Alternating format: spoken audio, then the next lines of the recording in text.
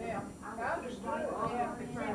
But Cheryl said that morning that her mom was planning on going to work. She says, "Why does she have that much?" And then she stayed home. And I was so glad, because she was available, she didn't have anything to do, you know, really. I mean, she's reading, but. I did 2 or 3 things today. What do you do?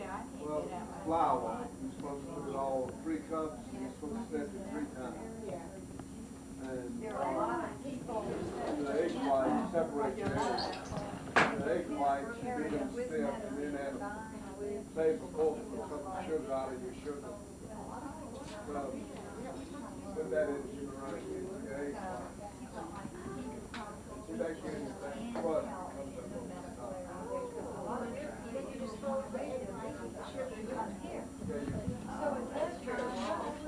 Oh, she makes sugar and the butter and the margarine. I use a stick of margarine and a stick of butter.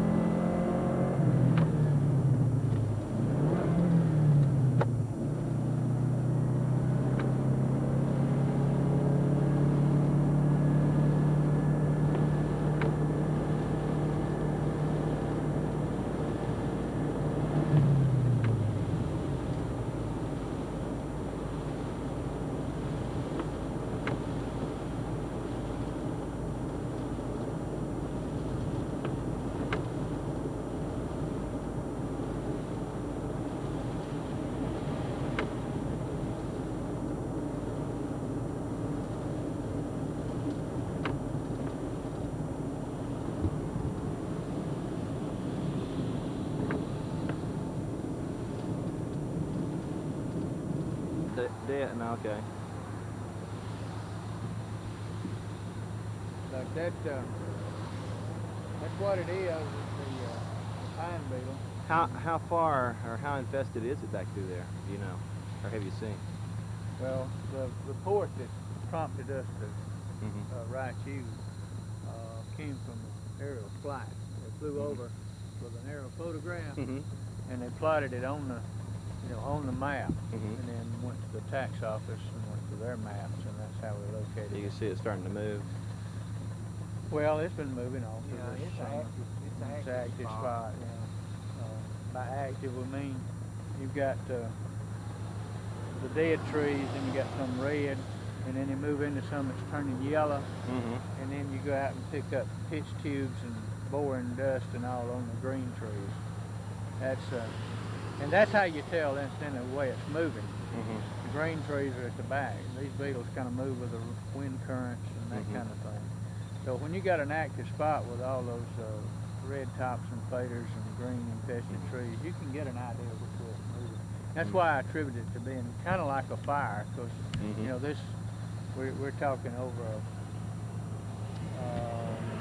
tree will turn like over a 3-week period or something. You know, of course, a fire moves on through. Does it only take 3 weeks for that to happen? In the hot weather, once it's infested, it can turn as early as 3 weeks. Now this rain will slow it up. You might gain a few days, and it might sit just like it is for a couple of days. But what happens? The beetle cuts off all the conductive passages of the trees, and the needles are still giving off moisture, trying to feed the tree, and there's nothing getting back to them.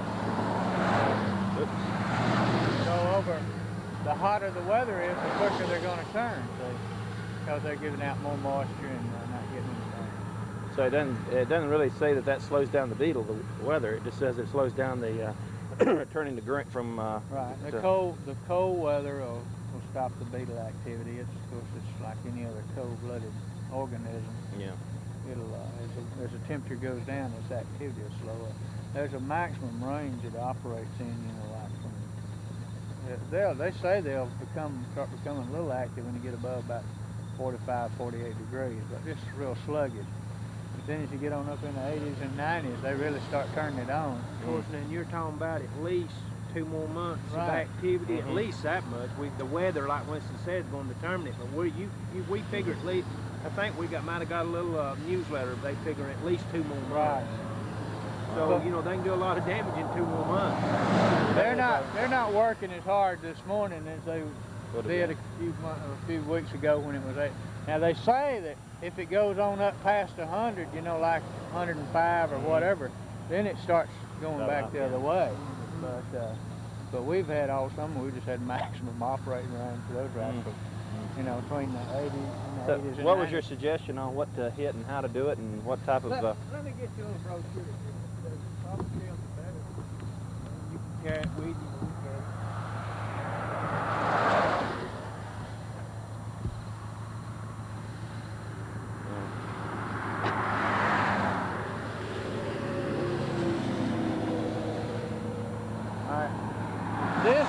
This right here will work if they're not, you know, if they're not too active. You can, you know, I'm likening it done to a fire, and I talked about the red tops and the yellows and out in the green.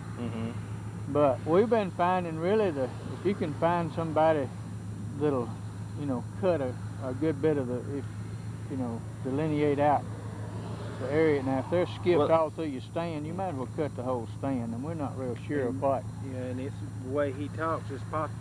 I got a suggestion that we might, well, if being it's Serrania and all, could we go back to the office and get the photo down and let you see? You can show us roughly where your lines are, and then we can tell how much pine's there and where it's at. Right, and get a better idea how to advise you. I brought the maps and so forth. Okay, and then we could go from there. Well, I think, you know, like rainy and bad as it is, it's just been nearly impossible. Oh yeah, we get drenched out there. Yeah. This right here explains what we're talking about, and in a case of a small spot, this right here will work. But we've marked some out for people, and this warm weather and as active as they are, they just jumped right on. Keep on going. Yeah, there's a picture of what it's doing there. Yeah. That's what's underneath the bark. See, they work in the cambium layer, and they make a winding gallery, and then they make what we call a turning chamber where they lay their eggs and they hatch and the little ones, and it brings a blue stain. See, this blue stain is a fungus that it'll clog the passages of the trees as well. Kill your tree anyway. It'll kill your tree. Even if something happened to all the beetles, the blue stain will. Where do y'all, where are you located? We're just across about a mile up there, about 3/4 of a 5 mile. minutes. Take 5 minutes to be there. Oh, okay. And see what we do, we'll just lay down the photo and you just show. Then we see how much pine you got and where they're at. Yeah. I mean, we can't. That's about That's the probably only way the to best do it Today, yeah. Well, what I was thinking about doing, I'd like to do, it's a 4-wheel drive, and I can drive up onto to that ridge up there from down there on the side. I'd like to see if it's hit that section. I didn't think I had as many pines, but I can see, at least on the edge, is pine, but approximately what did y'all get for 5 acres? We just do this too. Okay, for 5 acres we were offered $7.60 per cord for trees too small to make saw timber, that would make pulpwood. You know, there's a range that they, 6 to like 10 inches would be pulpwood. And above 10 inches, we were offered $20 a cord, which figures about $50 a thousand. Roughly about half price of what it'd be if the beetle was 1 unit. You could get $90 to $100 per thousand for good saw timber. And you could get $10 to $12 a cord for good pine pulpwood if it was all green wood and no beetle in it. The problem being that the market's just flooded. That's why you can't get a better price. Oh, that's a problem. Okay. So, Give you that same guy's name. Here again, some of these consultants say this. I talked to one the other day. He said this day can start drawing this. I showed you wrong. It's right here is where it's at. That's the Kylo Church Road. Right here is where it's at. yeah, there's a doctor that owns this section. Okay, that's it. He owns this right here, and this right here, and 6 acres right here. We ought to check my house, see if I have the same problem with it. You should. I'll run out on this area. Do you have another aerial photo? I don't know how much. I think it's all hardwood though. Yeah, I know it is. If it is, then you ain't got no problem, man. Give me a minute. They're all my... You got enough consultants there. Well, that sounds like a better way of doing it. Yeah, but that's he's kind of like you are. He ain't really got the time, and he's turning this over to consultants. That's what he's doing. And he's got a bunch of pines too. And if you want to ride up there and look, he's got about a problem or worse than you've got. I noticed that. But I will probably have the same problem in given another few weeks. Oh, you will. It's the forest. I'll tell you what I'll do. Hang on a second. Good way of doing it, then I can always read it. Let's see.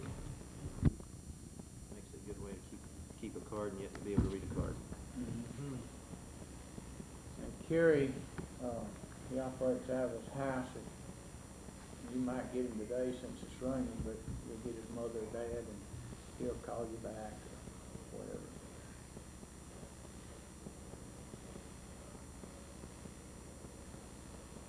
Pretty good enough right there.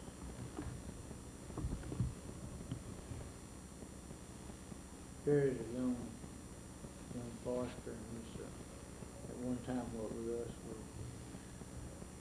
In theory, we're not supposed to recommend anybody. I'm not afraid to recommend him because he's good. Yeah. Well, And he's honest. That's what I'm looking for. Now, somebody had come down and talked to me about 3 or 4 years ago, and they were asking about this, but I didn't think I had that many pines. And it was about 1981, 82, same time as this was photographed. Okay, well, you had some pine then for sure. And of course, you've still got some pine. You've got some beetles in. Yeah. Okay. Well, I'll go from there, and I'll get a hold of him, see what I can do. Okay, if he's too busy, I'd ask for a reference from him. I trust his reference, who else can have. And we can get you a list. We can get you a list of consultants if you want them, and it's a list for. That might be handy to do. If you've got we may even have one. If we ain't, we'll get you one. Yeah, that sounds good to me. We used to have some of those. Let me look. We ain't got one. Yeah, we had an mailed one. Huh. Well, how do...